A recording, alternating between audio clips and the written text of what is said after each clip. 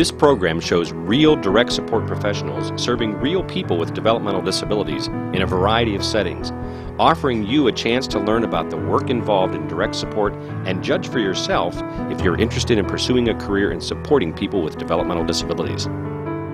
It's important to know the realities about direct support work prior to employment because it increases chances that you'll select a job that you'll do well and enjoy. Direct support professionals play many roles. They work as companions, advisors, counselors, chauffeurs, cooks, teachers, and assistants, to name a few. Many people find direct support work stimulating, challenging, and fulfilling. Others do not. There's no right or wrong decision, only what is a good fit for you.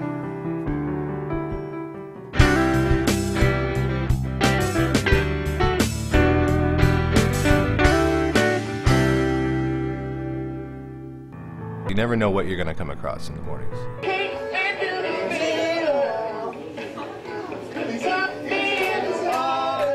I come in the mornings, I help get them ready for work, get them dressed, get their hygiene done, shaved, teeth brushed, dressed for work. The night staff's already here, and they usually have things prepared for breakfast already. They've usually already got one or two consumers started. Then we get their breakfast and pass medications. There's 2 days in the week one of the consumers has laundry that she does, so we get that taken care of. Everybody generally goes and they sit in the living room and wait until it's time to go. We usually either have the news on or the radio. There's one that needs total care. She has to have a helmet on, and she can't brush her teeth, she can't wash herself, she doesn't do anything without assistance. If the consumers are having a bad morning, it can be very distracting trying to drive them to work in the morning. Sometimes things get thrown in the van out of their lunch boxes, or somebody's grabbing somebody, somebody's screaming obscenities. To get as much paperwork done as I can within that half an hour time I have, check emails, whatnot, check over any communications. The first thing I want to do is I check documentation. I want to check to see, who's sick, who's here, who's gone, who has appointments, what needs to be done. Usually when I come in, they're getting off from work. They need showers, hygiene done. It's time for them to eat, meal preparation, activities. I work with 15 adults with developmental disabilities. The guys start work at 8:45. I oversee the production that we do here in the workshop. I oversee what they're working on, how much they're doing.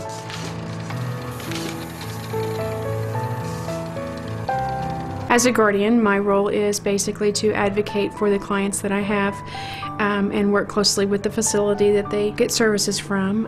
I advocate for their activities of daily living, their medical care, and you can't do that unless you have knowledgeable, competent, and compassionate direct support professionals.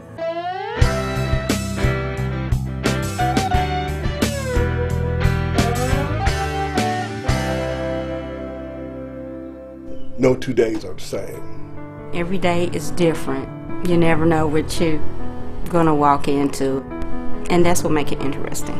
It's kind of like my second home and my second family. I have 4 children that I take care of during the day, and then I come to work and I have 7 adults that I get to spend time with and be friends with and help them have the best quality of life possible. The rewarding part would probably be seeing people be successful in whatever job that they may be undertaking, and just knowing that they're giving it their all through that period, whether it's 30 minutes or whether it's an hour. You can say to yourself, well, I was able to make that person believe in themselves, herself.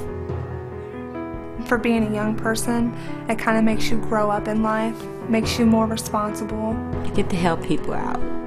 They might learn to tie their shoe or get a drink of water on their own, and each day they go to a different level. They learn something new. It's inspiring. It's beautiful.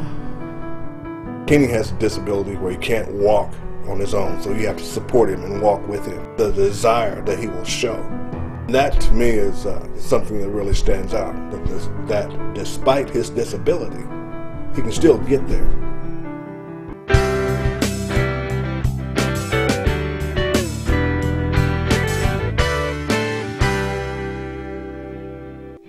dealing with challenging behaviors is just a part of the job.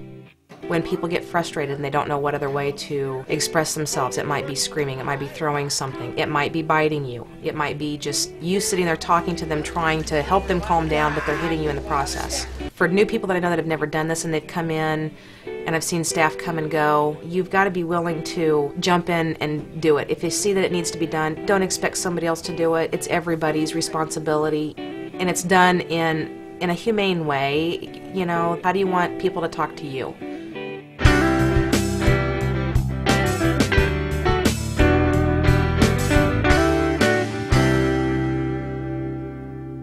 People who are interested in working in direct support with individuals need to be dependable, they need to be reliable, they need to have strengths that can get them through the day, because sometimes this job can be very, very challenging, and it can test your skills, it can test your nerves, and you've got to be able to be strong through a lot of that. Patience, patience, patience, patience, and tolerance. I didn't realize I had so much until I got in this field.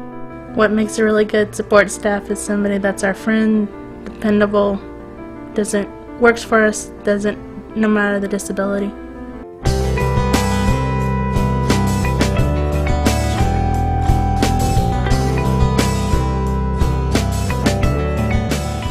I would recommend this work for someone who has patience, lots of patience. I would recommend this work to my friends, and I have, because it's a fun job. You get to be with someone and help them out, and that's like, you know, an awesome feeling.